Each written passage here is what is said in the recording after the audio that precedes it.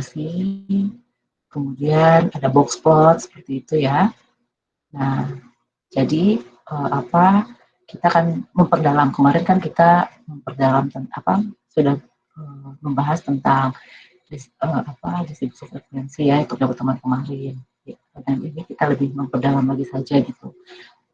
Statistik untuk menggambarkan, mengeksplorasi dan membandingkan data. Jadi kita untuk bagian-bagiannya ada 4 bagian, review dan preview, kemudian ukuran pusat, ukuran variasi, ukuran relative standing itu kayak persentil, desil gitu ya, dan explore. Oke, ini review dan preview.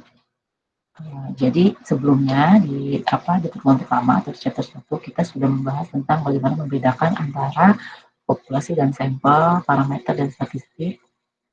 Kemudian metode sampling yang baik yaitu simple random sample yang kita bisa kumpulkan dengan cara yang tepat gitu ya, harus kita kumpulkan dengan cara yang tepat.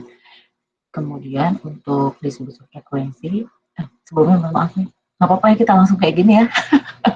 Karena nggak apa-apa ya, karena saya tadi langsung ingin mulai karena itu kita sudah telat ya, nggak apa-apa ya kita mulai. Iya Bu, nggak apa-apa Bu. Ya baik, terima kasih atas pengertiannya ya. Kemudian untuk di chapter 2 itu kita sudah belajar tentang distribusi frekuensi, kita mensummarikan data, kemudian kita membuat grafik yang disusun itu untuk membantu kita ya memahami pusat data, variasi, distribusi, kemudian outliers, kemudian karakteristik yang berubah-ubah seiring dan waktu atau sepanjang waktu. Nah ini, jadi ada beberapa statistik kan, ada yang masih ingat statistik itu apa? Di pertemuan pertama, ada yang masih ingat? Statistik itu apa? Di pertemuan pertama kita kan membedakan statistik dengan statistika. Nah, kalau statistik itu apa? Tidak yang tahu? Yang data-datanya itu bukan Bu? Betul. Statistik itu ukuran ya, suatu ukuran dari sampel. Nah, itu membedakan dengan parameter. Kalau parameter itu ukuran daripada populasi, seperti itu. Nah, itu ada beberapa statistik yang penting, diantaranya ada mean, atau rata-rata ya, kemudian ada median, ada standar deviasi, sama varian. Kemudian kita, yang lebih penting itu kita harus memahami dan bagaimana menginterpretasi gitu ya, daripada dari statistik yang penting ini. Nah ini kalau di statistik itu kita ada 2 jenis ya, ada di statistik deskriptif sama statistik inferensial. Kalau statistik deskriptif itu tentang bagaimana mensummary atau menggambarkan karakteristik yang penting dari suatu dataset gitu. Jadi dia hanya summarize saja, describe. Kayak misalkan rata-rata, ya itu statistik deskriptif karena dia tidak berkaitan dengan pengambilan keputusan gitu, dengan pengujian sesuatu. Dia hanya menggambarkan rata-ratanya sekian atau artinya kalau rata-rata itu katanya kebanyakan data itu berkumpul di situ gitu ya. Kalau rata-rata itu. Kemudian kalau inferential statistik itu, nah ini kita di chapter selanjutnya itu kita akan belajar tentang bagaimana menggunakan data sampel untuk membuat suatu keputusan atau generalisasi dari suatu populasi. Itu kalau statistik inferential itu seperti ada uji hipotesis gitu ya, misalkan menggunakan model regresi. Nah itu sudah termasuk dalam inferential statistik seperti itu. Nah ini adalah ukuran-ukuran pusat. Nah, karakteristik di sini kita mempelajari karakteristik dari suatu pusat gitu ya, ukuran-ukuran pusat yang mencakup mean atau rata-rata ya, kemudian median. Nah ini median itu bisa dijadikan sebagai suatu alat untuk menganalisis data seperti itu. Tapi kita tidak hanya harus gitu ya, maksudnya gini, kita tidak hanya penting untuk untuk menentukan sesuatu rata-rata, tapi kita harus juga bisa menginterpretasikan ukuran-ukuran itu gitu. Sekarang kita masuk ke basic konsep dasar daripada ukuran pusat. Nah, apa sih ukuran pusat itu? Nah, ukuran pusat itu adalah suatu angka atau nilai yang yang terletak pada tengah-tengah ya, pada pusat atau tengah-tengah suatu dataset gitu. Jadi dia letaknya si nilai si ukuran pusat ini adalah angka yang letaknya ada di pusat atau tengah-tengah dari suatu dataset gitu lah ya, kalau untuk ukuran pusat. Nah, arithmetic mean itu artinya ukuran pusat ini itu diperoleh dengan cara menambahkan nilai-nilai yang ada di dataset kita, jadi angka-angka yang ada di dataset kita, dan membaginya dengan total jumlah observasi itu. Misalkan ada dataset berat badan gitu ya, dan itu terdiri dari 30 orang, ada 30 orang. Nah, itu kan terdiri dari misalkan 40, 60 gitu ya. Nah, itu angka-angka berat badan itu kita jumlahkan, nah dibagi dengan jumlah orangnya itu 30. Itu maksudnya arithmetic mean. Nah, ini adalah notasinya. Nah, sigma itu menunjukkan jumlah daripada angka-angka itu ya, itu adalah sigma. Kalau X itu menunjukkan variabel yang biasanya digunakan untuk menunjukkan angka suatu data individu gitu. Individu di sini tidak selalu diartikan dengan orang, tapi memang objek dengan data kita gitu ya. Kemudian kalau N kecil itu menunjukkan jumlah angka data dalam suatu sampel. Nah, kalau N besar itu menunjukkan jumlah angka data dalam suatu populasi. Nah, ini masih notasi X bar. X bar ini menunjukkan rata-rata dari suatu sampel gitu. X bar itu. Dan X bar ini diperoleh dari sigma X dibagi dengan N. Gitu. Jumlah dari angka-angka dibagi dengan jumlah observasi N itu kan dalam sampel. Sementara kalau mu itu menunjukkan rata-rata dari semua angka-angka dalam suatu populasi. Nah, ini diperoleh dengan cara sigma X dibagi N besar, di mana N besar ini jumlah data populasi. Nah, untuk mean, keuntungannya itu dia relatif reliable gitu ya. Jadi kalau kita ada satu populasi, kemudian kita mengambil sampel, nah, dan mengukur, misalkan kita mengambil sampel, kemudian kita mengukur rata-ratanya. Kemudian kita mengambil sampel lagi nih, sampel yang kedua, kemudian kita ukur rata-ratanya. Kemudian sampel yang ketiga, kita ukur rata-ratanya. Itu angkanya itu tidak terlalu beragam gitu, jadi relatif sama gitu. Makanya dia reliable. Gitu. Dan itulah kenapa sebabnya rata-rata ini menjadi ukuran yang relatif sering gitu ya digunakan, karena dia karena kan kita inginnya kan dari sampel ini kan mencerminkan populasi. Nah, mean ini relatif sama gitu kalau kita mengambil sampel yang berbeda dari satu populasi. Tapi kekurangan daripada mean ini, yaitu sangat sensitif terhadap angka suatu data. Jadi kalau misalkan ada angka ekstrim, nah dia akan mempengaruhi angka mean ini secara signifikan gitu ya. Misalnya angka suatu dataset, misalkan ya tadi berat badan gitu ya, kebanyakan antara 40 sampai taruhlah 70, tapi tiba-tiba kita ada salah input data bukan 70 tapi 700. Nah, yang seharusnya angka rata-rata itu barangkali ya, mungkin sekitar 50 misalnya. Tapi ketika ada salah input data 700, nah dia akan membuat angka rata-rata ini jadi ekstrim gitu, jadi nggak menunjukkan sebenarnya lah gitu. Seperti itu. Karena kan harusnya rata-rata ini kan semacam ukuran di mana sih data itu berkumpul kan. Kalau misalkan ada 700 itu dan kemudian akhirnya menjadi rata-ratanya menjadi taruhlah 400, nah itu kan berarti tidak mencerminkan ukuran pusat daripada dataset kita. Kemudian yang kedua adalah median.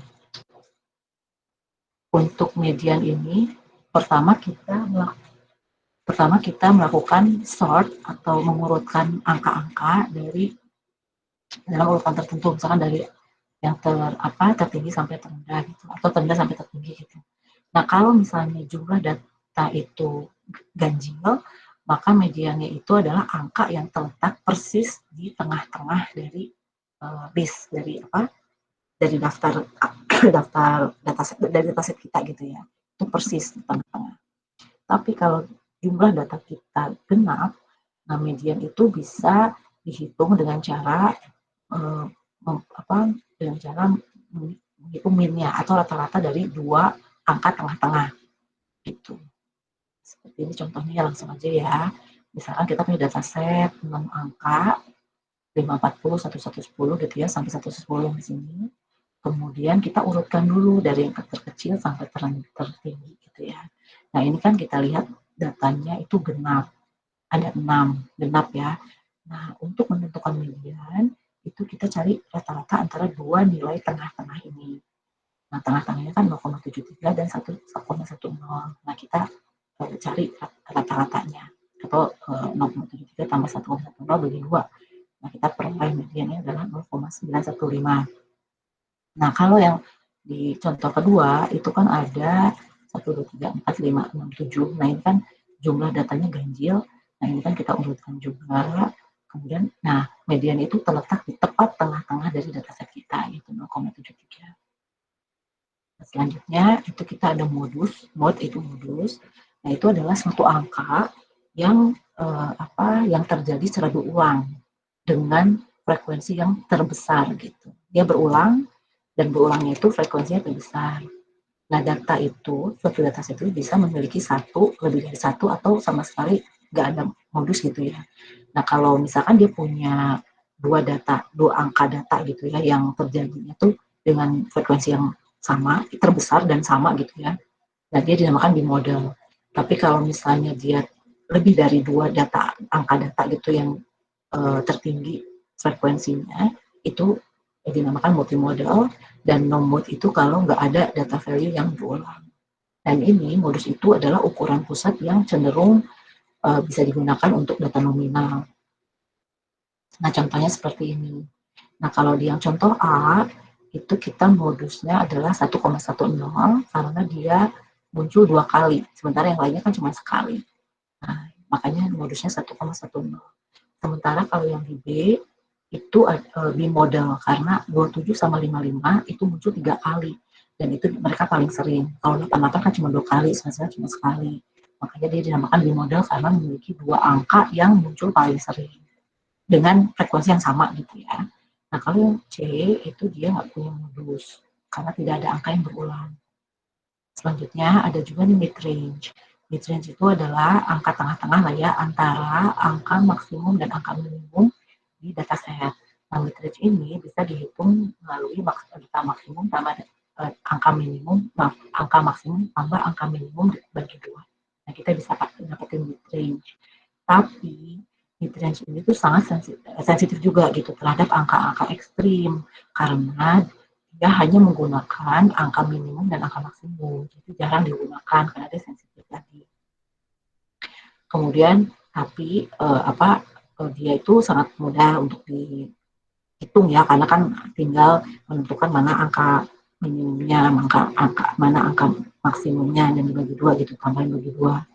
Terus dia juga menjadi suatu alternatif lah ya, alternatif dari suatu cara untuk mendefinisikan suatu ukuran pusat. Gitu. Dan dia juga bisa menghindari kebingungan dengan median. Maksudnya itu mungkin kalau median itu kan pengukuran sebetulnya sih dia kan ukuran tengah kan, tapi kan ukuran tengah ini barangkali kan tidak pusatnya itu mungkin membingungkan gitu kalau median itu. Makanya si mid range ini pokoknya dia bisa mengatasi isu dari median gitu. Ada berpotensi membingungkan gitu untuk median itu, dan di sini bisa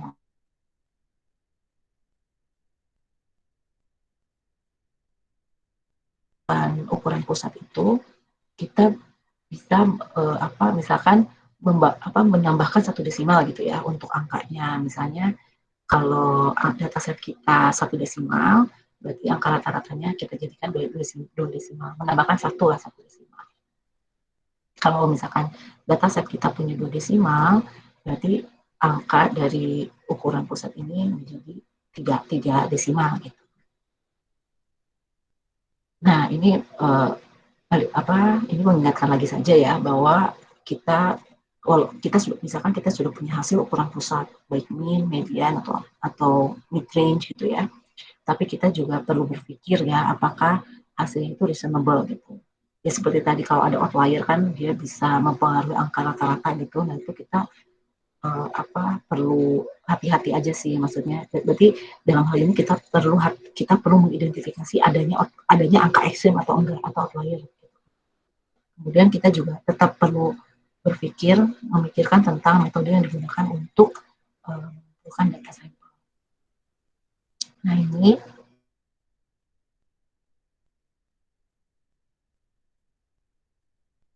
itu kan data tunggal ya yang sebelumnya itu. Nah sekarang kita akan coba mengidentifikasi rata-rata dari suatu distribusi frekuensi.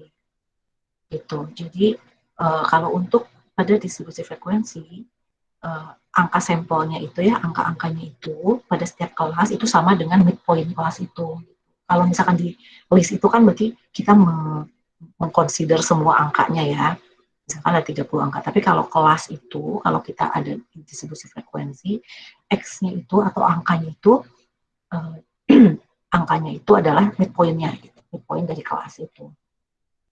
Nanti ada contohnya. Nah, ini adalah formula untuk mencari rata-rata dari suatu distribusi frekuensi. Jadi X bar itu adalah sigma, F ini adalah frekuensi dikalikan dengan X ini adalah midpoint dari setiap kelas, F ini adalah frekuensi dari setiap kelas dibagi dengan total frekuensi seluruh kelas. Nah, ini adalah rata-rata dari contohnya ya, contoh dari rata-rata distribusi frekuensi. Misalnya kita yang kemarin ya, skor angka IQ daripada suatu grup Logit gitu ya. Nah, ini kita punya 5 kelas, kita juga frekuensinya. Nah, kita tentukan nih untuk X-nya itu, kita tentukan dari midpoint-nya. Nah, ini kan midpoint nih. 59,5 itu diperoleh dari 50 tambah 69 bagi 2. Dapat 59, kan seterusnya. Nah, kemudian kan ada rumusnya itu kan fx ya, ada f dikali x. Nah, kita kalikan nih f dikali x. Nah, 2 dikali 9,5 sama dengan 119. 33 dikali 79,5 sama dengan 2623,5 dan seterusnya. Kemudian kita jumlahkan frekuensinya, kita jumlahkan juga f dikali x.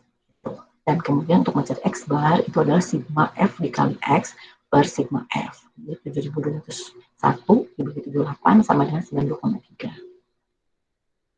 Nah, ini adalah untuk mencari median data berkelompok. Jadi untuk median itu bisa formulanya adalah L0. L0 itu adalah di sini ya, tepi bawah kelas median. Di mana kelas median itu di sini adalah setengah N. Setengah dari jumlah observasi. Nah, ditambah dengan C. C itu apa? C itu adalah panjang kelas interval kelas median. Jadi, ketika kita sudah menentukan kelas median, nah kita tentukan di tepi bawahnya apa, L0, kemudian kita tentukan panjang kelasnya. Sebetulnya kalau panjang kelasnya pasti sama gitu ya. Kemudian N-nya, ini kan setengah N ya. N itu udah banyak data pengamatan. Kemudian F itu jumlah frekuensi sebelum kelas median. Dan F kecil itu frekuensi kelas median. Nah, adapun untuk modus itu diperoleh dari formula ini, di mana L0 itu adalah tepi bawah kelas modus. Kelas modus itu apa? Kelas modus adalah kelas dengan frekuensi tertinggi. Ditambah dengan C panjang PC itu adalah panjang kelas interval kelas modus, kemudian dikali dengan B1. Apa itu B1? B1 adalah selisih antara frekuensi kelas modus dengan frekuensi kelas sebelum kelas modus. Kemudian B2 ya, B1 tambah B2 adalah selisih antara frekuensi kelas modus dan frekuensi kelas modus.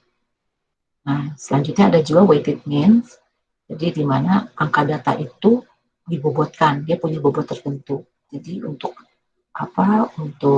mencari rata-ratanya adalah dinamakan weighted means.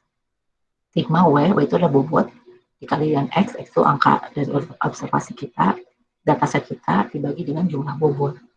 Nah, inilah contoh daripada weighted means. Misalkan kalau dapat nilai A, itu nilainya 4, kalau B 3, kalau C D1 F0 seperti itu. Nah kalau bobotnya itu bobot misalkan ada 5 pelajaran ya, jumlah SKS misalnya. Nah berarti kalau mata pelajaran 1 dia 3, mata pelajaran 2 dia 4 dan seterusnya. Nah ternyata mata pelajaran 1 ada 1 siswa dia dapatnya A, mata pelajaran 2 A, yang 3 C dan seterusnya ya. Makanya X-nya itu adalah A kan 4 ya. 4, B3, C2, F0. Nah, ya kita sudah punya nih W-nya ini, X-nya ini, kita tinggal masukkan di formulanya ya. Berarti kan 3 dikali 4 ini kan sigma ya, dikalikan masing-masing bobot dengan nilainya gitu ya. 3 kali 4 tambah 4 kali 4. Nah ini 3 kali 3, 3 kali 2, 1 kali 0 dibagi jumlah bobot ini. Nah itu diperoleh 3,07. Nah, ini adalah summary ya, semacam summary ukuran pusat. Nah, kalau min itu kita pertama harus menghitung dulu jumlah dari semua angka, kemudian dibagi dengan jumlah observasi. Nah, seperti yang tadi disampaikan bahwa min ini sensitif dengan angka ekstrim. Dan tapi suatu sampel ini itu cenderung tidak terlalu beragam gitu, hasilnya itu tidak terlalu berbeda gitu ya dibandingkan dengan ukuran-ukuran pusat yang lain seperti median, mode, dan range. Nah, kalau median itu kita pertama mensort data, mengurutkan data. Nah kalau misalkan dia angka yang jumlah observasinya itu ganjil, maka median ada tepat di tengah-tengah. Tapi kalau misalkan dia genap, maka kita harus menjumlahkan dua angka tengah-tengah itu, dua angka yang berada di tengah dibagi 2 gitu. Nah ini juga median ini menjadi pilihan yang baik ya ketika ada suatu angka yang ekstrim. Nah kalau mode atau modus ini angka yang terjadi paling sering, angka yang kejadian itu paling sering. Nah ini bagus untuk modus ini bagus untuk data-data dengan level of measurement-nya nominal. Nah kalau mid range itu kita tadi ya diperoleh dengan angka maksimum tambah angka minimum bagi 2, tapi dia jarang digunakan. Oke. Nah kemudian kita ada skewed, dan skewed itu miring gitu ya, dan simetri. Nah itu sebagai apa kita sudah pernah coba bahas ya di pertemuan sebelumnya, pertemuan kedua. Jadi kalau simetrik itu jika sebagian kirinya itu seperti dari suatu histogram itu seperti cermin dan cermin untuk bagian kanannya. Tapi kalau skewed itu dia tidak simetrik tentu saja karena miring ke kiri atau miring ke kanan. Jadi cenderung condong ke sebelah kiri atau sebelah kanan. Nah kalau yang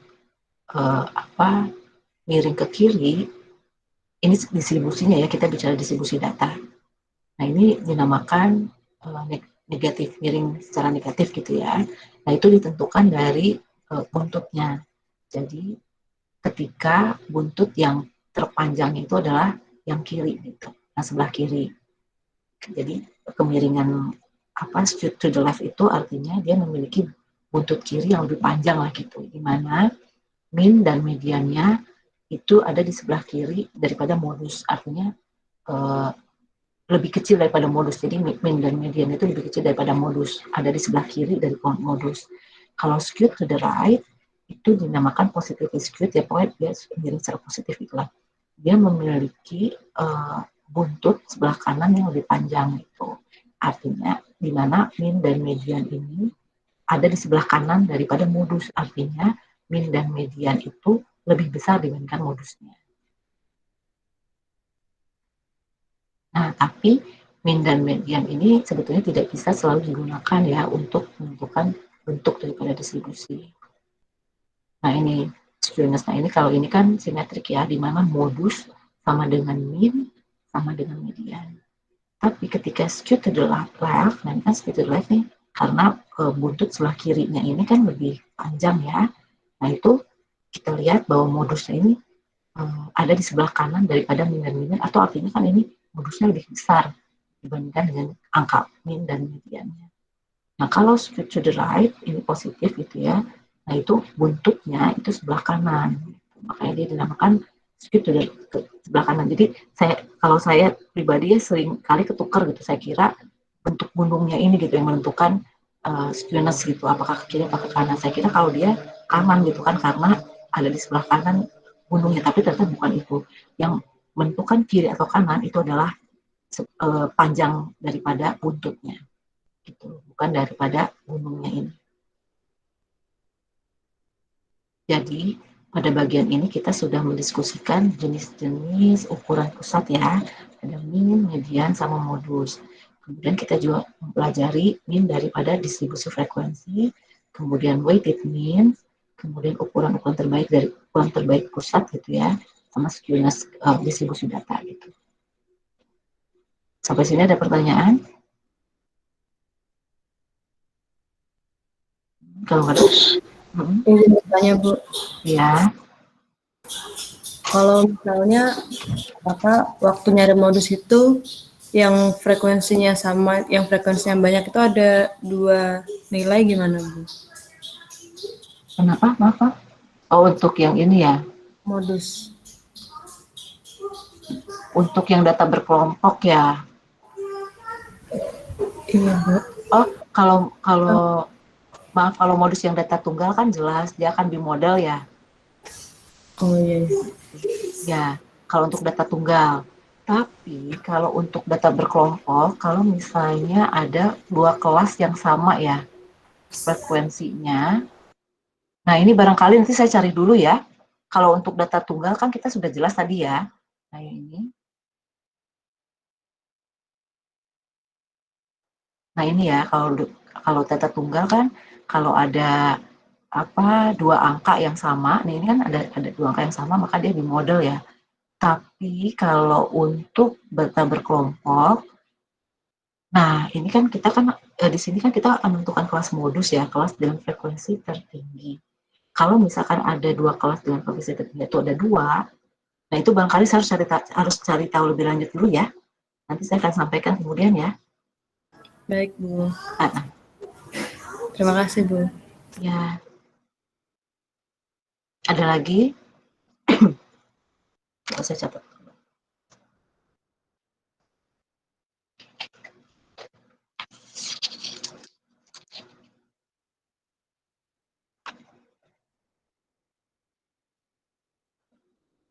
Oke, kita lanjut dulu aja ya ke ukuran variasi.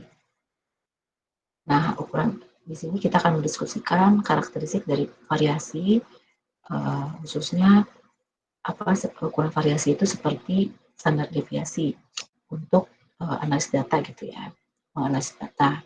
Nah, kita juga balik lagi kita perlu mengerti dan kita juga perlu menginterpretasi standar deviasi. Nah, yang pertama ukuran variasi ini ada yang namanya range.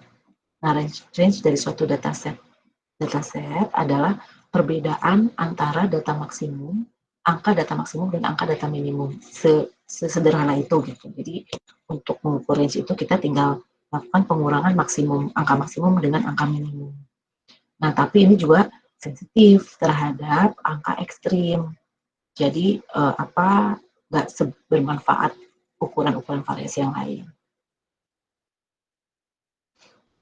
Nah, ini juga relatif sama ya sebelumnya ketika kita mau membulatkan angka dari ukuran variasi, nah kita tambahkan 1 desimal daripada dataset yang original gitu ya. Kalau misalkan kita data original tidak punya 1 angka desimal, maka kita tambahkan 1 jadi 2 gitu.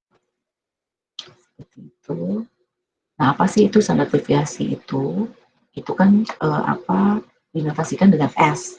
Itu merupakan ukuran variasi dari angka-angka di sekitar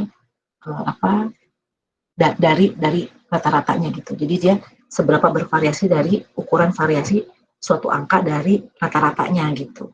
Kalau misalkan homogen kan artinya kalau misalkan kita bilang data itu homogen atau tidak beragam kan dia itu sama dengan rata-ratanya ya. Jadi dia akan itu sama, jadi dia homogen. Tapi kalau sudah bervariasi kan tadi itu ukuran seberapa bervariasi sih dari rata-ratanya gitu. Nah, karena itu formula dari S itu adalah, nah ini X, X ini kan angka data ya, dikurangi dengan X bar. Nah ini itulah kenapa dia itu seberapa gap, seberapa celahnya itu seberapa besar gitu dari rata-ratanya suatu angka itu. Nah makanya formulasinya seperti ini, X dikurangi X bar, itu dikuadratkan, kemudian hasil daripada masing-masing pengurangan ini, yang dikuadratkan ini jumlahkan, kemudian dibagi dengan N-1 dan diakarkan. Nah, itu adalah rumus daripada S. Nah, ini ada juga shortcut formula, yaitu N jumlah sampel dikali sigma X kuadrat dikurangin, dikali sigma X kuadrat dikurangi sigma X-nya kemudian dikuadratkan, dibagi N dikali N-1 dan akarkan semuanya. Nah, ini contoh yang sederhana. Misalkan kita punya dataset 4 ya, 4 buah, yaitu 22, 22, 26, dan 24. Nah, berarti N-nya kan ada 4. Ini untuk yang shortcut. Kemudian sigma X-nya kan berarti jumlah daripada ini ya, data kita 94. Kemudian jumlah dari angka kita yang dikuadratkan. Gitu. Angka dalam dataset yang dikuadratkan itu 2220. Kemudian untuk mencari S, kita tinggal memasukkan ke dalam formula ini. N berarti kan 4, sigma X kuadrat 2220, kurangin sigma X itu 4, dikuadratin, dibagi 4, dikali 4 yang 1. Kita dapatkan. Nah, properti yang penting gitu ya daripada standar deviasi, itu adalah ukuran variasi, ukuran variasi dari semua angka-angka dari rata-rata dataset kita. Kemudian angka standar deviasi S itu selalu positif, tidak pernah negatif. Kemudian angka standar deviasi bisa meningkat secara signifikan ketika ada satu atau lebih outlier. Nah ini sama dengan min lah ya sifatnya, dia bisa suatu outlier atau angka X itu bisa berubah secara signifikan daripada standar ukuran standar deviasi. Dan kemudian unit standar deviasi ini biasanya sama ya dengan unit dataset kita. Misalnya kilogram, kalau berat badan berarti kilogram, berarti dia unitnya juga kilogram. Nah ini ketika kita mau membandingkan variasi dari sampel yang berbeda, gitu. Nah kalau kita mau membandingkan dua standar deviasi dari dua sampel yang berbeda, itu bisa ketika rata-rata sampelnya itu cenderung sama. Jadi kalau kita punya dua sampel yang rata-ratanya berbeda, nanti kita nggak bisa membandingkan standar deviasinya. Nah, ketika kita membandingkan variasi dari sampel dengan rata-rata yang berbeda, maka kita bisa menggunakan ukuran lain, yaitu koefisien variasi yang akan kita bahas selanjutnya. Nah, seperti ini. Ketika kita membandingin Chips Ahoy sama Triola Chips, nah karena dia punya bin yang sama, maka standar deviasinya kita bisa bandingin. Oh ternyata standar deviasi daripada Triola Chips itu lebih kecil, artinya jumlah daripada chips dalam kemasan Triola Chips ini itu relatif sama gitu, relatif lebih tidak, variasi itu lebih sedikit gitu ya dibanding Chips Ahoy. Ya barangkali kalau Triola Chips itu barangkali 6, 5, jadi gapnya tuh dengan rata-ratanya nggak besar lah gitu ya, nggak sebesar si Chips Ahoy. Gitu. Nah, ini kita bisa bandingkan karena dia minnya sama. Nah kalau untuk standar deviasi populasi itu kita bisa peroleh dari X dikurangi dengan mu, kemudian dikuadratkan, kemudian kita jumlahkan, dibagi dengan N. Nah hasilnya ini kita kemudian akarkan. Gitu, ini sama dengan dengan rumus S, yang berbeda hanya ini. Kalau sebelumnya kan kalau untuk sampel kita pakai X bar, kalau dipopulasikan kita pakai mu. Kemudian untuk dinotasi N-nya juga kan kalau sampel N kecil, kalau di sini N besar. Nah, variasi suatu dataset adalah ukuran variasi sama dengan standar deviasi yang dikuadratkan. Gitu. Nah, kalau S kuadrat itu artinya variasi dari sampel, nah itu juga tinggal dikuadratin S-nya, standar deviasi dikuadratin. Nah, kalau variasi populasi itu kita pakai sigma square ya, denotasinya. Nah, itu kita tinggal mengkuadratkan sigma. Nah, variasi sampel S-square itu merupakan estimator yang unbiased daripada variance population sigma square gitu ya.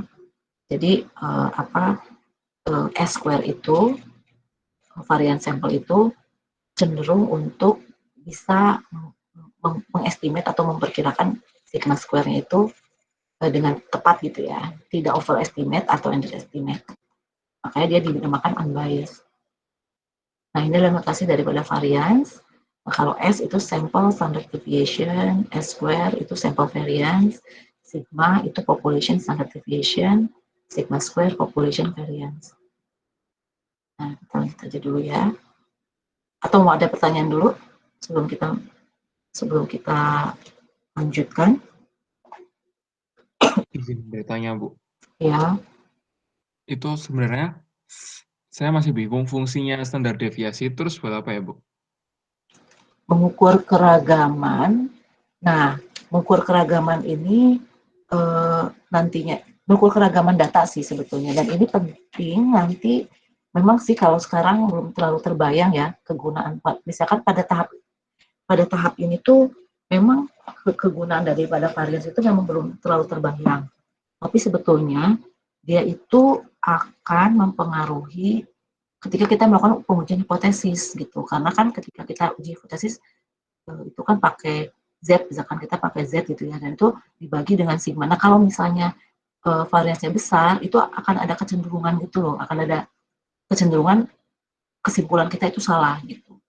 Sebetulnya, tapi kalau untuk konsep dasar, variasi itu ukuran keberagaman data aja sih. Misalnya ya, 1, 1, 1, 1, kita punya data 1, 1, 1, 1. Nah, itu berarti datanya kan nggak bervariasi kan, datanya homogen gitu. Nah, untuk identifikasi itu nanti kayak kebutuhannya itu nanti untuk pengujian hipotesis sebenarnya seperti itu. Nanti akan kalian pelajari lah ya. Nanti dia akan lebih jelas kelihatan gunanya lah gitu ya. Ketika kita melakukan uji hipotesis, apalagi kalau kita mau pakai regresi. Ini mohon maaf ya kalau saya terlalu jauh. Kita pakai regresi gitu. Nah itu kan kita harus tahu heteroskadis. Ada asumsi-asumsi yang harus kita penuhi. Dan itu dari varians gitu. Ada misalnya kita mau pakai model-model tertentu, itu ada asumsi yang berkaitan dengan varian. Di situ letak varians penting gitu. Gimana? Cukup Berarti jelas? kalau yang 1, 1, 1, 1 yang 1, 1 itu berarti variansnya 0 apa gimana gitu, Bu? Iya, betul.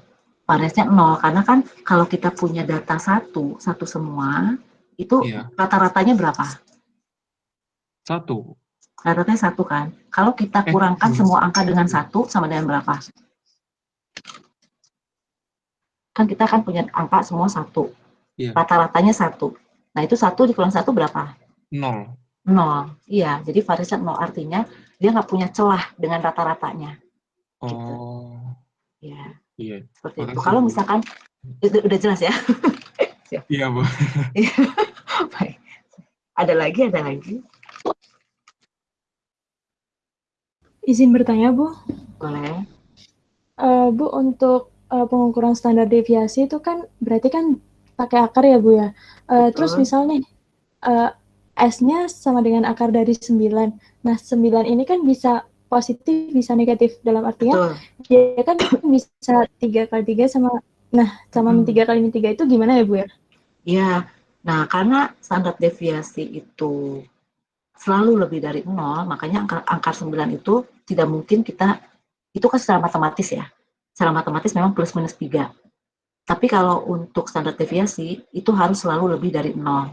Itu kriterianya, makanya tidak mungkin minus 3. Gitu.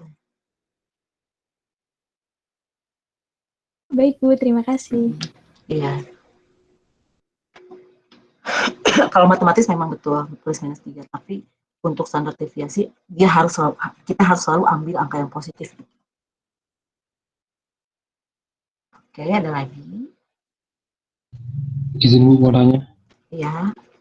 Itu kan tadi yang standar deviasi ada yang rumusnya yang biasa sama yang apa yang dipangkatin 2 itu, Bu. Ada. Nah, Kenapa? itu kan ada dua rumus yang pertama nggak dipangkatin, yang kedua dipangkatin gitu. Betul. Nah itu penggunaannya untuk apa ya Bu? Maksudnya kapan pakai yang dia pangkatin, kapan yang nggak dipangkatin gitu? Oh, kalau untuk yang tidak dipangkatin itu, kalau kita nanti kalau kita mau menghitung, contohnya ya range apa confidence interval. Nah ini memang agak advance ya. Barangkali nanti kalian juga akan dapat. Jadi kalau misalkan kayak confidence interval, nah itu kita pakai standar deviasi. Tapi kalau variance itu sigma square ya. Misalnya kita mau uji variance, biasanya kalau yang uji perbedaan variance gitu ya, kita memang kebutuhan analisisnya mau seberapa, memang kita punya analisisnya, pokoknya kita pengen menguji perbedaan varians antara dua sampel, ya kita pakai varians gitu. Nanti standar deviasi dan varians itu memang memiliki dipergunakannya memang untuk suatu kebutuhan-kebutuhan tertentu gitu. Cuman untuk sekarang memang untuk materi sekarang hanya pemahaman dasar saja gitu, bahwa memang kita membedakan dua, dan dua ini memang akan ada fungsinya gitu. Ya contohnya standar deviasi tadi kan untuk confidence interval. Kalau untuk varians itu selain untuk uji varians, untuk menguji heteroskedastisitas kalau nggak salah, asumsi daripada modeling itu juga pakai varians kayak gitu ya. Jadi kalau untuk sekarang coba pahami dulu saja bahwa memang ada ada jenis ada berbagai ukuran variasi ya, ada standar deviasi, ada varians, dan tentu saja nantinya akan ada aplikasinya gitu masing-masing. Itu ya. Baik, terima kasih Bu. Ya. Soalnya kalau saya jelasin lebih lanjut juga belum kesana gitu ya sebetulnya, seperti itu. Barangkali di sini coba pahami dulu. Memang sih ini soalnya kita harus telan dulu gitu. Jadi kita harus di sini tujuan daripada pengajaran sekarang itu kita membahas gitu bahwa ada macam-macam nih gitu. Yang nantinya tentu saja mereka akan memiliki kegunaan masing-masing. Seperti itu ya. Ada lagi? Bu, izin bertanya, Bu. Ya. Ini kan varian, terus itu kan ada buat sampel sama populasi, Bu ya. Nah, pas di soal itu biar tahu itu sampel sama populasinya itu gimana, Bu? Biasanya dari notasinya. Kalau varians dari populasi itu notasinya sigma square. Tapi kalau varians dari sampel itu S square gitu. Dari notasinya aja sih kita membedakan. Oh iya Bu, makasih Bu. Ya. Ada lagi?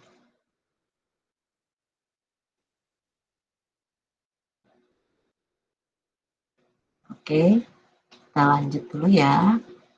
Nah, ini ada beberapa rule of thumb, atau rule of thumb itu kayak, rule of thumb itu apa sih sebetulnya? Ada yang tahu rule of thumb? Ini kayak semacam kesepakatan secara, karena mungkin ini ya kesepakatan secara umum gitu, kalau ada kita dari berbagai macam penelitian gitu kan, nah ternyata memiliki menghasilkan hasil yang sama, soalnya ini bisa dijadikan sebagai indikasi awal lah gitu.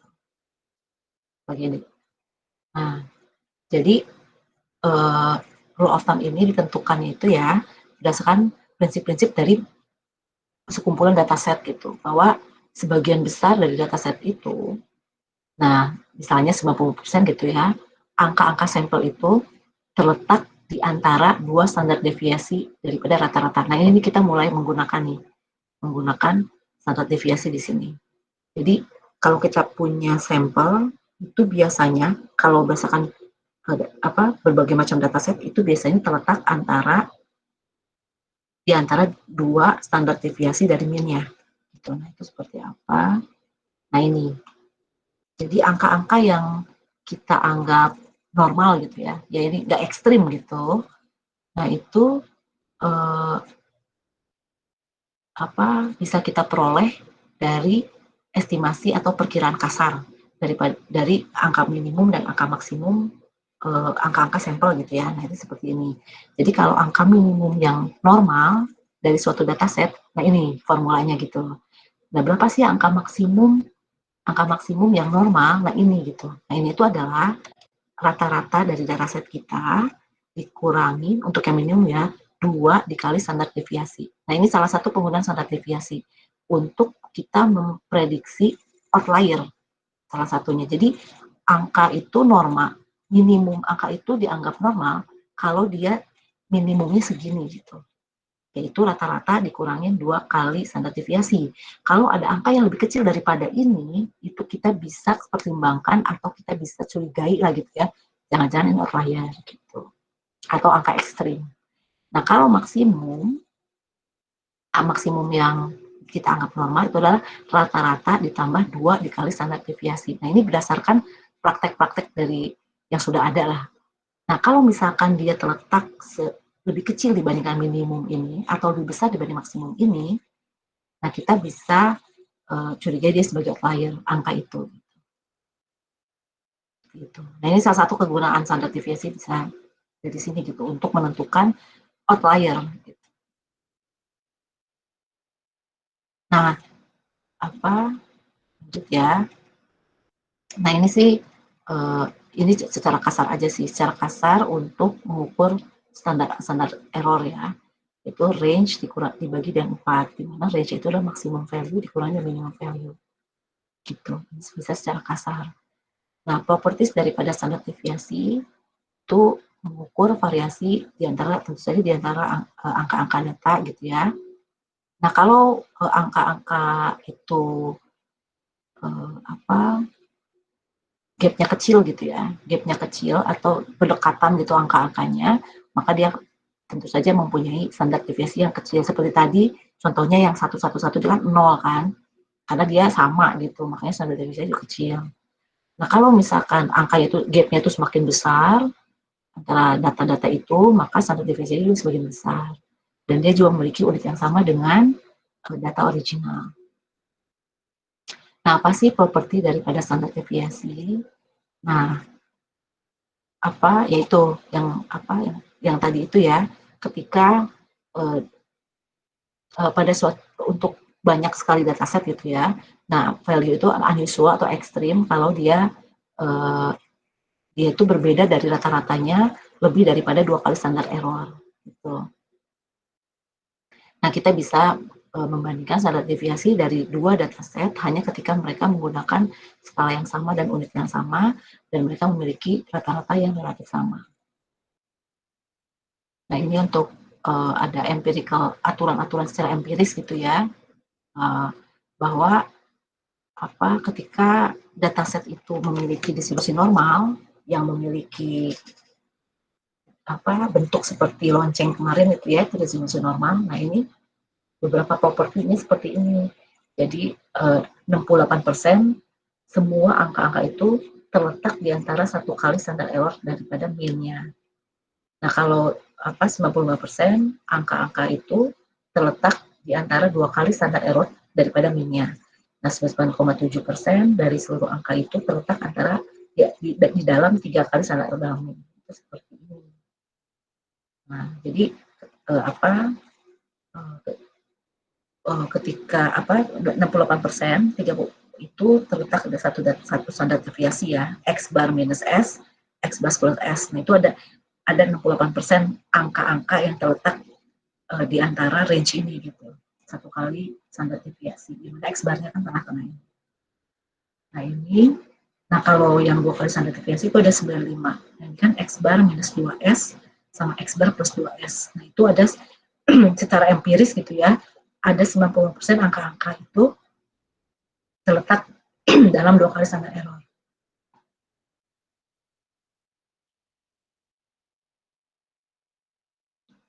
Nah, untuk selanjutnya, nah ini 99,7% data terletak pada 3 kali standar deviasinya. Ini secara empiris. Ada lagi yang namanya Chebyshev theorem. Nah, kalau di sini dia berbeda ya. Jadi proporsi daripada dataset itu terletak antara K standar error dari min-nya gitu ya, dan selalu setidaknya itu 1 minus 1 per K square gitu ya. Nah maksudnya apa? Nah ketika kita pengen tahu nih berapa persen sih angka-angka yang terletak dalam dua standar error dari mean-nya itu. Nah, itu kita masukin K-nya 2, berarti kan kalau 2 standar error itu 1 minus 1, K-nya kan 2 kuadrat 4, jadi 3/4, jadi 75%. Nah, kalau menurut Seibert theorem ini, 75% daripada angka-angka itu terletak pada dua kali standar deviasinya. Resolusi mean maksudnya. Nah, kalau K3, K-nya sama dengan 3 kali standar deviasi, artinya kita masukkan K-nya 3. Nah, di sini 89% dari seluruh angka-angka terletak di antara 3 standar deviasi dari mean. Nah, kenapa kita memakai N-1 dan bukannya N untuk mengukur standar deviasi? Tadi kan ada X minus X bar per N-1. Kenapa N-1? Nah, ini karena dia menunjukkan independent values-nya gitu. Jadi, dengan suatu mean gitu ya, dengan mean yang kita yang kita hitung gitu ya. Nah, hanya ada N-1 angka-angka yang bisa secara bebas gitu ya di assign itu sebelum angka terakhir ditentukan. Apa yang maksudnya? Ya, intinya sebetulnya sih kalau yang saya pahami intinya itu karena dia itu jadi suatu dataset itu punya angka-angka independen gitu, independent values. Nah, itu N-1 gitu selalu, karena kan misalnya kita pakai suatu data X gitu ya. Nah, X ini kan sudah, misalkan X minus X bar. Nah, X ini kan sudah dipakai, berarti ketika kita memakai satu data, artinya ada N-1 lain kan yang akan di-assign gitu. Misalkan memang agak-agak rumit nih. Misalkan kita yang pertama nih, kita untuk angka pertama, misalkan X1 ya, X1 dikurang X bar gitu, sama dengan sekian. Misalkan kita ada 30 angka.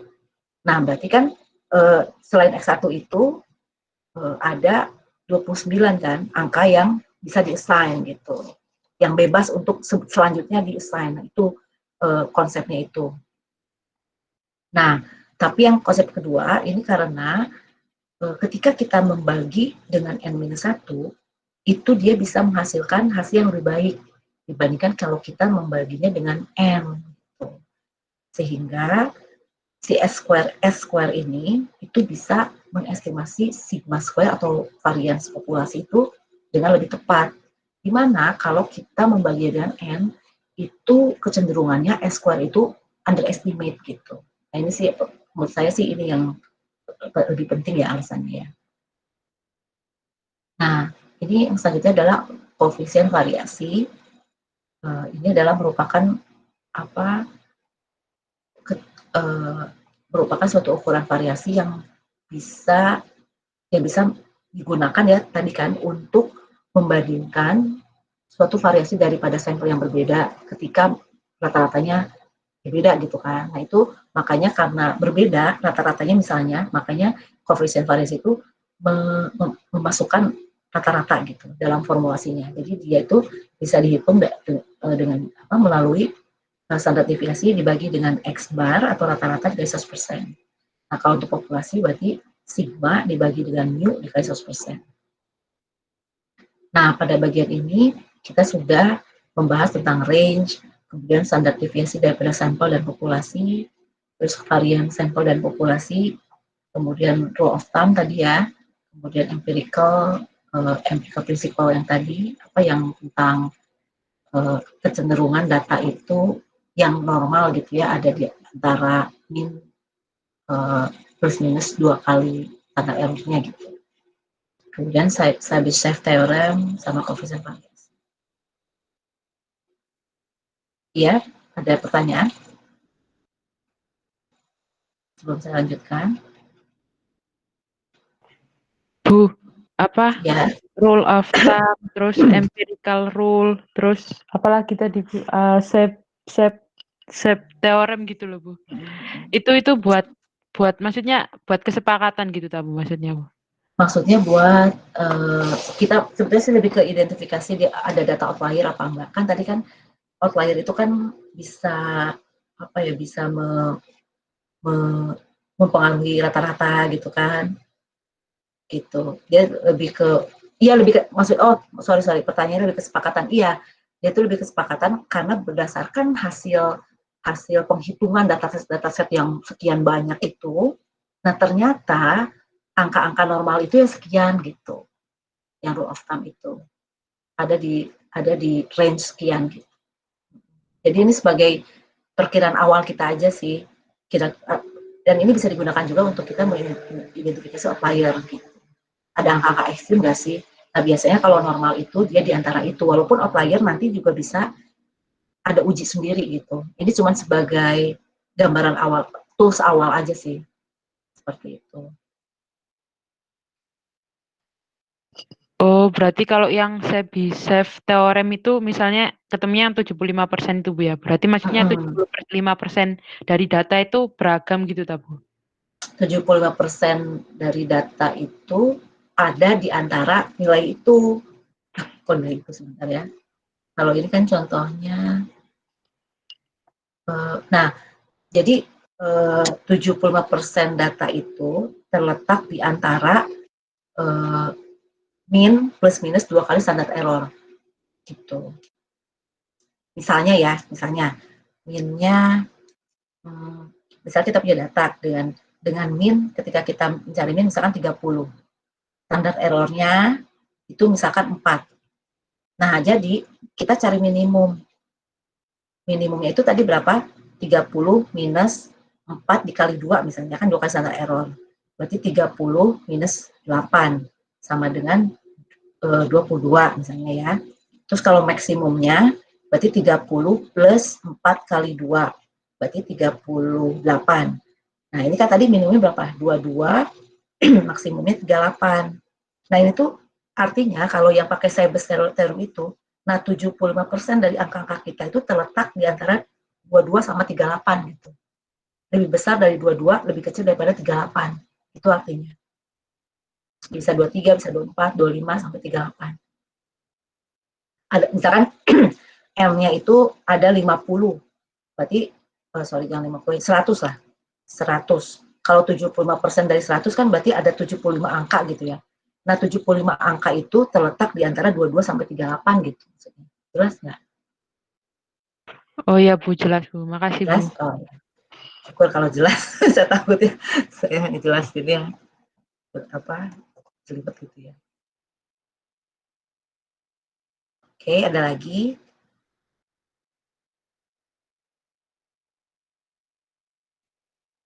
Kalau tidak ada, kita lanjut dulu. Nah, ini kita akan masuk ke, sebentar. Ya, kita akan masuk ke Z-score ya. Nah, ada yang namanya suatu ukuran itu namanya Z-score, statistik itu. Ada juga persentil, ada juga kuartil dan box plot. Nah, Z-score itu apa? Itu merupakan suatu angka yang distandarisasi gitu ya. Jadi dia itu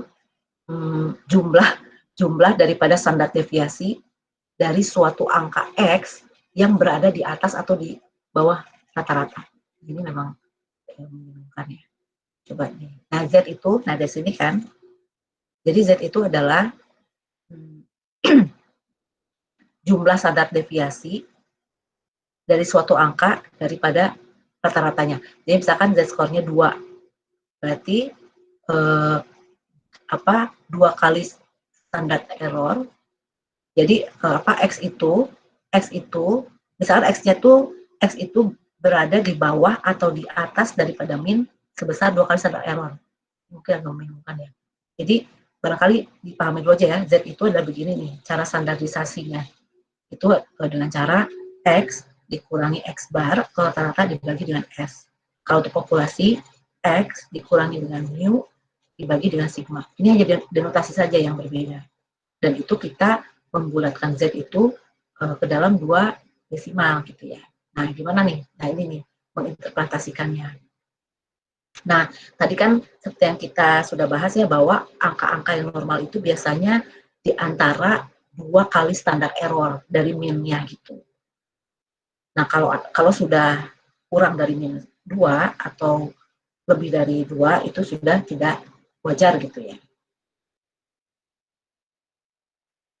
seperti itu. Jadi ketika suatu angka itu kurang daripada rata-rata, maka Z-nya juga akan negatif gitu. Artinya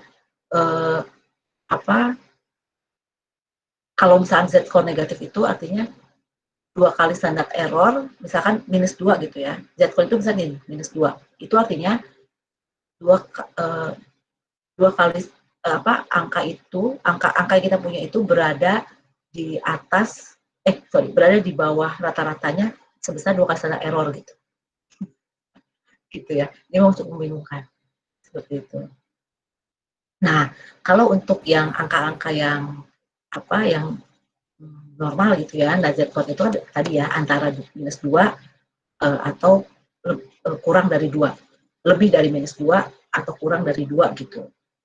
Ya ini sih sebenarnya prinsipnya sama kan kayak tadi, antara 2 kali standar error-nya gitu. Nah, unusual values itu kalau Z-score-nya itu kurang dari -2 atau Z-score-nya lebih dari 2. Seperti itu.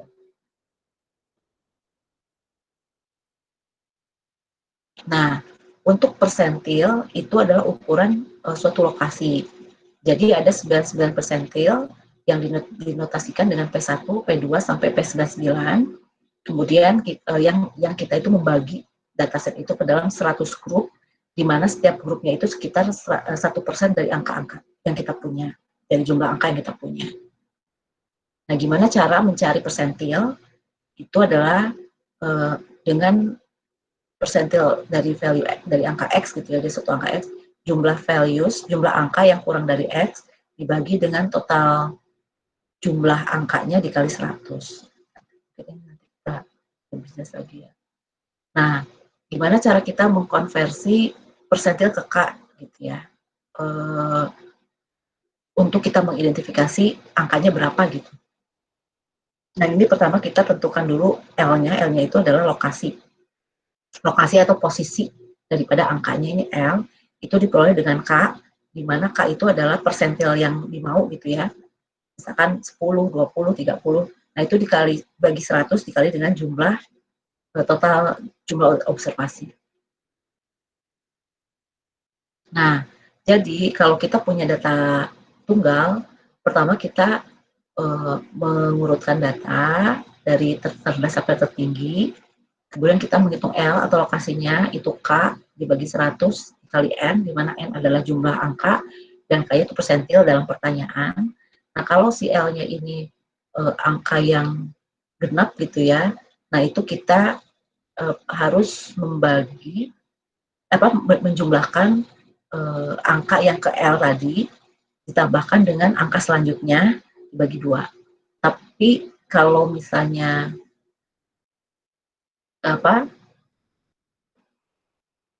kalau misalkan dia L itu kita bisa dibulatkan ya. Nah, itu kita Nah, berarti kalau misalnya dia bukan angka yang desimal gitu ya, bukan angka misalkan kalau angkanya L-nya itu misalkan 6, itu kan angka genap, angka yang bulat gitu ya, itu angka bulat. Nah, kalau misalnya angka bulat, berarti kita cari rata-rata tadi. Tapi kalau dia desimal, nah kemudian kita bisa bulatkan ke atas. Nah, itulah angka daripada persentilnya. Nah, untuk persentil data berkelompok, itu kita bisa menggunakan rumus ini. Nah, yang pertama adalah L0. L0 itu adalah tepi bawah kelas persentil, di mana kelas persentil itu kita bisa tentukan dari I dibagi 100 dikali dengan N. Seperti itu. Kemudian C itu adalah panjang, ditambah dengan C itu panjang kelas interval kelas persentil. Kemudian kalau N itu banyaknya data pengamatan, ini kan I plus 1 kali N, dikurang dengan F itu jumlah frekuensi sebelum kelas persentil, dan dibagi dengan F, frekuensi kelas persentil. Nah, ini contohnya yang masuk ke contoh, kita punya 50 mahasiswa, jadi N-nya 50, kemudian kita, ini kan ada berapa kelas, 1, 2, 3, 4, 5, 6, 7, 8, 9, 10, ada 10 kelas, dan kita pengen menentukan nih, P50 itu berapa dari data ini. Nah, P50 itu pertama kita tentukan letaknya dulu atau L gitu ya. Nah itu kan tadi rumusnya itu adalah K per 100 dikali N. Berarti K itu adalah persentil yang diharapkan. Berarti 50, karena kita P50 ya, per 100 dikali 50 sama 25. Nah ini posisinya di 25. Di urutan ke 25 gitu. Ini letaknya. Nah kalau kita lihat 25 itu, kita tentu frekuensi kumulatifnya ya kita tentukan 25 itu ternyata ini kan masih 2, ini 12, 24. Nah dari sini kan berarti kelas dari persentil 50 ada di 108 dan 112 karena letaknya itu ada di angka ke-25 gitu. Letaknya maksudnya tuh 25 di sini angka ke-25. Itu ada di sini berarti di 108 sampai 112. Nah, kita tentukan L0-nya artinya tepi bawah kelas persentil 50 dikurangi 0,5. Kemudian kita tentukan C-nya kan 98 ke 93. Kemudian N-nya 50, F-nya itu adalah frekuensi sebelum kelas persentil 50, artinya 24 ya di sini. Kalau kita lihat kumulatifnya langsung, kemudian F-nya itu frekuensi kelas persentil yaitu 10. Terus kita masukkan ke rumusnya, nah kita dapat 108. Nah 108 ini artinya 50% dari observasi itu kurang dari 108. Jadi 50% jumlah observasi itu nih angka-angkanya itu ya maaf. Sebentar ya.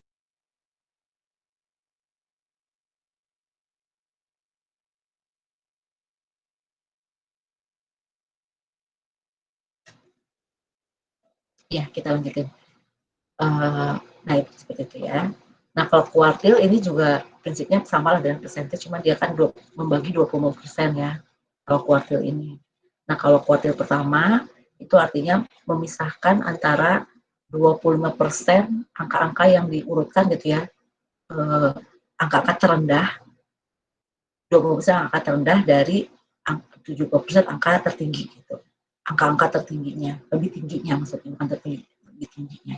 Nah, kalau median itu memisahkan, kalau angka median itu artinya memisahkan 50% angka-angka terendah dengan 50% angka lebih tingginya gitu. Nah, kalau kuartil 3 itu memisahkan antara 75% angka-angka terendah dengan 20% angka-angka yang lebih tingginya. Itu angka-angkanya sudah diurutkan.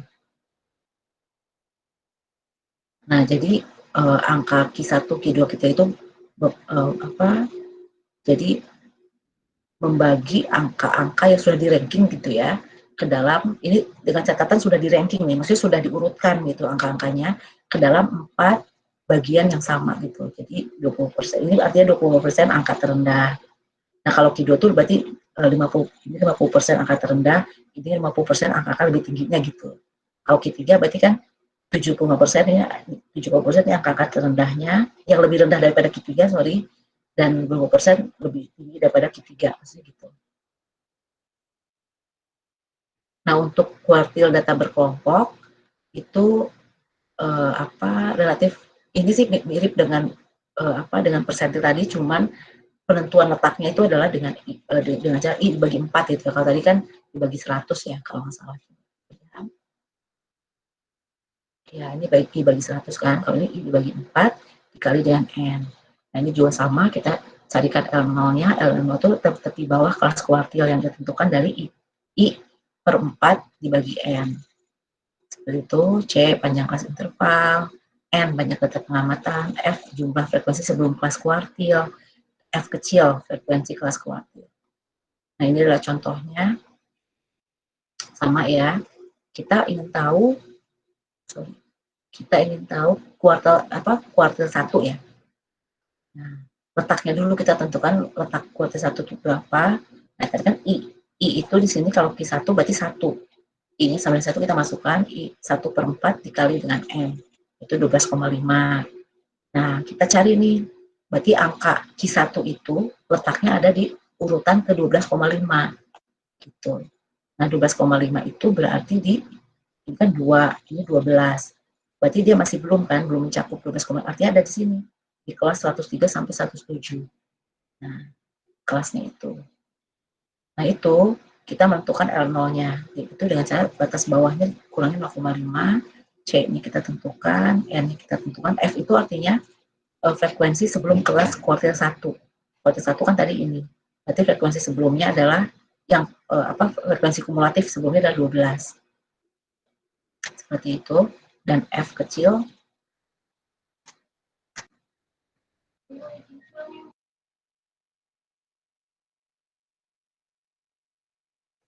maaf ya. Nah, berarti kan tadi 108 sampai 103, 107 ya untuk kelas kuartil yang pertama. Oke, F kecil ya. F kecilnya adalah 10, sorry, tadi 103, 107 ya. Oh iya, 12. Nah, ini 12. Kita masukkan ke rumusnya, kita dapat 102,71. Artinya 25%. Kalau tadi kan Q1 itu 25% angka yang ada data kita tuh kurang dari 102,71. Nah, ini ada desil data berkelompok. Nah, ini juga cara penentuan letaknya adalah dengan I dibagi 10 dikali M. Nah, desil ke I itu, I-nya itu bisa 1, 2, sampai dengan 9. Nah, ini juga, ini sih relatif sama sebetulnya, kecuali membedakan letaknya ini ya, untuk desil, persentil, dan kuartil. Dan contoh saja, kita pengen P2, kan 2/10 kali M, sama dengan 10, berarti dia letaknya, desil 2 ini, letaknya ada di angka yang ke-10.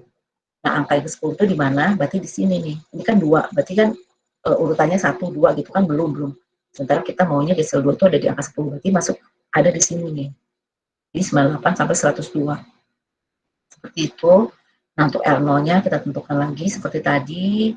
Nah, sampai dapat 101,5, artinya 20% dari observasi itu kurang dari 101,5. Itu cara interpretasi daripada desil. Nah, selain daripada persentil, desil gitu ya, ada juga statistik yang lain gitu. Pertama, interquartile range, Q3 minus Q1, kemudian semi-interquartile range, Q3 minus Q1 bagi 2, kemudian mid-quartile, Q3 plus Q1 bagi 2, kemudian 10, 90 percentile range, P90 sampai P10. Ini sebagai ini aja ya, ada ukuran-ukuran lain. Nah, untuk suatu dataset terdapat 5 angka summary gitu ya. Nah, itu 5 angka summary itu terdiri dari angka minimum, Q1, Q2, Q3 sampai maximum value. Nah, itu angka yang bisa menunjukkan summary dari data kita gitu. Nah, ini si 5 number summary itu bisa digambarkan gitu ya dalam sebuah box plot. Jadi box plot itu ada suatu grafik dari dataset yang terdiri dari yang merupakan suatu garis gitu ya, yang dimulai dari angka minimumnya sampai dengan angka maksimumnya. Kemudian di tengah-tengahnya itu ada Q1, Q2, dan Q3. Nah, box plot itu seperti ini.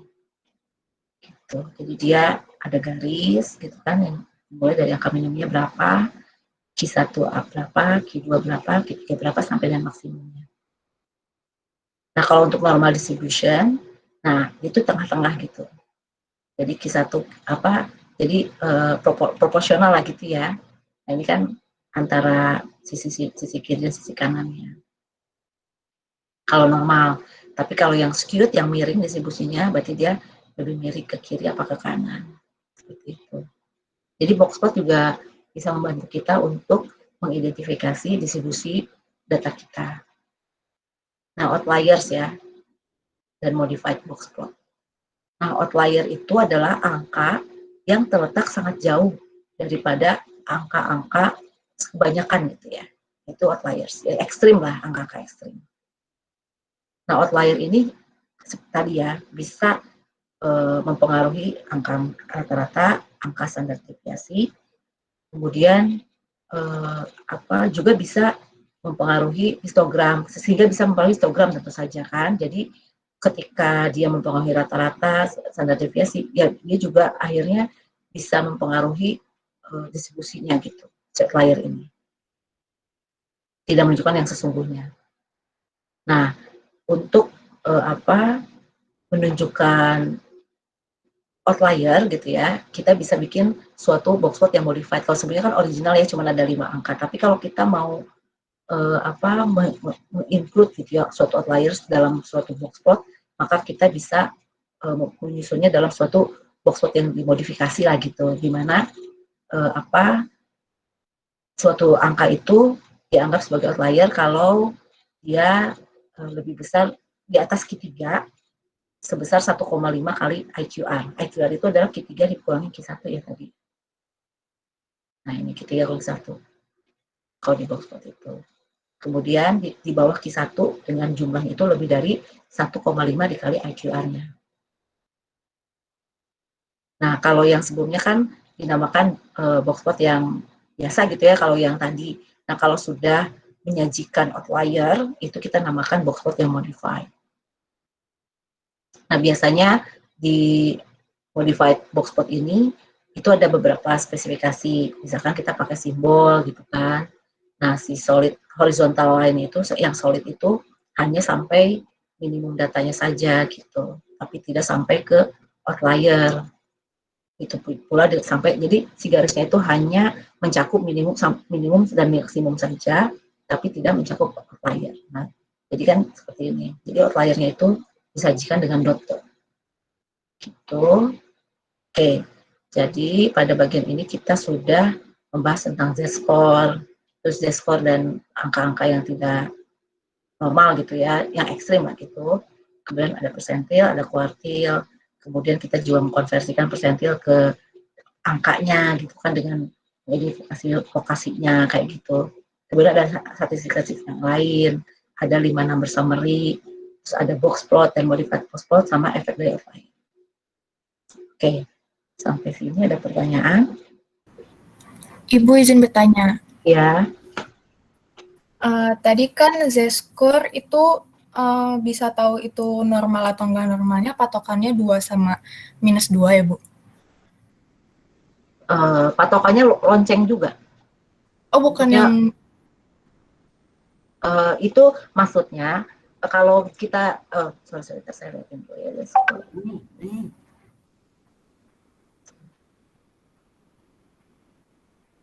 Masih di atas ya? iya. Oh ini ya. Yang sorry gimana tadi pertanyaannya? 2 kali standar error. Kan yang z-score itu yang tadi menentukan nilai normal sama enggak normalnya itu patokannya 2 sama -2. Oh, Itu enggak. enggak. Ya. Penentuan normal atau tidak normal tetap dari bentuknya. Dia simetris apa enggak? Jadi enggak harus selalu itu ya Bu, 2 sama -2. Oh, kalau 2 sama -2 itu adalah ketika kita punya distribusi normal, nah biasanya 95% itu terletak di antara 2 kali standar deviasi. Ini dengan catatan dia normal. Kalau nggak normal, aturan ini nggak berlaku gitu. Oh. Jadi harus normal dulu. Ya, jadi aturan ini berlaku untuk yang normal gitu. Oh ya, kasih Bu. Ya, ada lagi pertanyaannya? Bu tanya Bu. Ya. Coba dulu. Oh. Kamu dulu, Firian. Iya. Jadi bedanya z-score sama rule of thumb tadi apa Bu? Kan sama-sama mencari outlier atau yang usual kan Bu? Betul. Kalau yang rule of thumb tadi kan dia menentukan range ya. Menentukan range, tapi z-score ini nanti dia akan lebih berfungsi lagi. Memang sih prinsipnya sama, tapi z-score ini akan kita butuhkan untuk melakukan pengujian hipotesis nantinya. Jadi sama ya Bu? Sama, tapi kegunaannya lebih advance yang z-score gitu. Oh gitu. Ya, Bu. Makasih Bu. Maksudnya dua-duanya sama, bisa menentukan, bisa membantu kita dalam mengidentifikasi outlier, betul, itu satu. Tapi kalau z-score ada kelebihan lain, dia nanti akan bisa kita gunakan untuk melakukan pengujian hipotesis. Gitu. Makasih Bu. Ya, silakan Danar. Ya, Bu, mohon maaf izin bertanya yang subbab sebelumnya, Sebab yang sebelumnya, tentang Chebyshev theorem tadi, ya. yang huruf K standar deviasi itu bagaimana ya, Bu? Itu apa diketahui di soal atau Oh, bagaimana? iya, itu kayaknya nanti diketahui di soal. Jadi misalnya kalau misalnya kalau berapa sih jumlah angka gitu ya, jumlah angka yang terletak antara 2 kali standar deviasi. Berarti kan K-nya kan ada 2. Nah, nanti kita tentukan 1 minus 1 per K kuadrat. Gitu. Nanti K-nya bisa jadi diketahui atau bahkan kita membalik gitu ya, membalik kalau 75% itu ketika K-nya berapa gitu. Oh, ya, makasih Bisa banyak, seperti Bu. itu. Ya, kenapa? Kenapa, Dana? Iya, makasih, Bu. Oh iya, iya, baik. Ada lagi?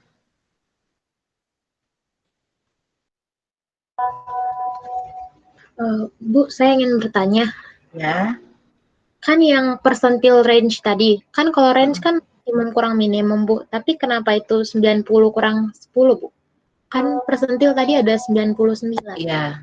Nah, ini ukuran lain, dia memang spesifik ke persentil range gitu ya. Kalau range aja, kalau misalnya tanyakan range gitu, ya kita hitungnya dari maksimum kurang minimum. Tapi kalau persentil range, itu dia kan ada persentilnya. Jadi range dari persentil gitu.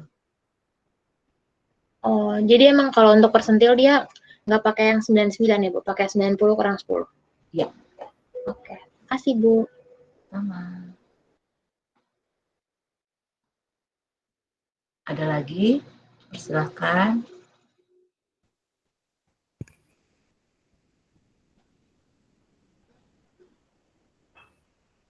Salsa, silakan. Ibu izin bertanya yang Ya. bagian modified box plot. Ya. Mau lihat itunya tadi, Bu, yang kayak grafik itu loh, Bu, yang garis. Ya. Nah, yang itu. Itu tadi maksudnya apa ya, Bu, yang itu ada titik-titik itu? Oh, titik-titik itu artinya outlier.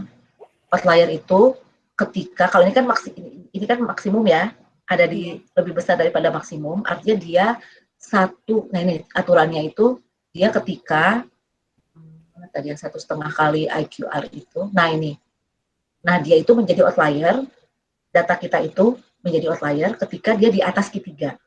Nah, di atas Q3-nya itu dengan jumlah yang lebih besar daripada 1,5 dari IQR.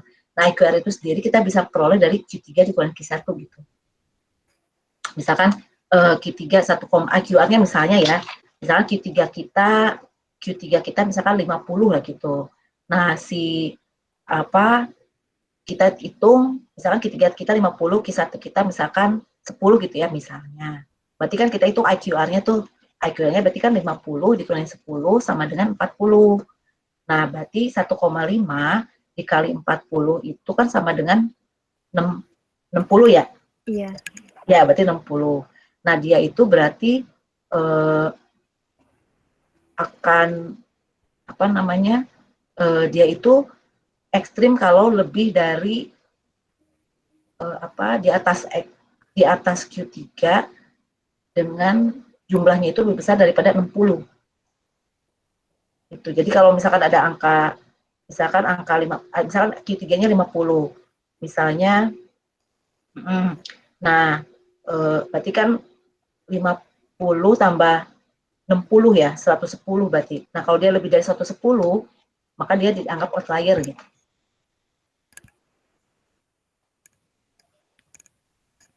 Terus yang gambarnya tadi? Oh iya. Nah, ini titik-titik ini angka outlier-nya berarti dia 110. Di sini kan di sini berarti 100 berapa gitu ya. Iya. Gitu. Nah, ini kan kalau di sini kan ini apa namanya? Nah, titik ini berarti angkanya berapa? Sekitar 105. Nah, 105 itu berarti sudah dianggap outlier gitu karena dia 1,5 kali daripada IQR-nya. Gitu. Baik, Bu. Terima kasih, Bu. Ya.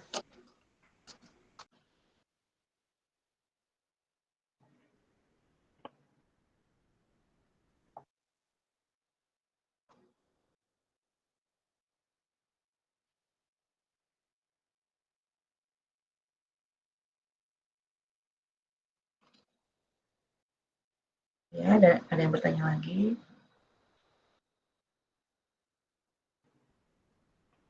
Nah, coba saya ini ya, coba saya kalkulasinya dari sini deh, kalau belum jelas. Nah, di sini kan 80 ya Q3-nya ya. Sehingga 80 Q3. Nah, Q1-nya itu kan ini sekitar taruhlah 65 gitu ya, anggap aja 65 gitu. Nah, ini sebagai kira-kira aja. Berarti kan kalau dari sini IQR-nya itu adalah 80 dikurangi 65 misalnya ya. Itu kan sama dengan berapa? 15. IQR-nya 15. Nah, si outlier ini berapa dia? Dia kan berarti sekitar 105 gitu ya. Nah, 105 itu diperoleh dari 15 dikali 1,5. Itu sama dengan 22,5. Nah, ini kan 80 ditambah 22,5 itu sama dengan 102,5 dan dia sudah dianggap outlier gitu karena dia sudah range aturannya tadi 2 dikali IQR itu. Ketika dia angkanya itu Q3 plus 2 dikali IQR, nah itu udah kita anggap sebagai outlier atau Q1 minus 2 dikali IQR. Gitu. Jelas? Apa sudah jelas? Jelas, Bu. Oke, baik. Terima kasih. Ada lagi?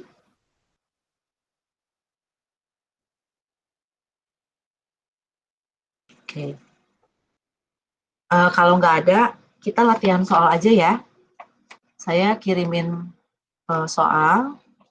Nanti kita sampai jam berapa? Jam 10. Ini jam 9. Kita sampai jam 10 ya? Normalnya sampai setengah 10. Iya, 10 aja.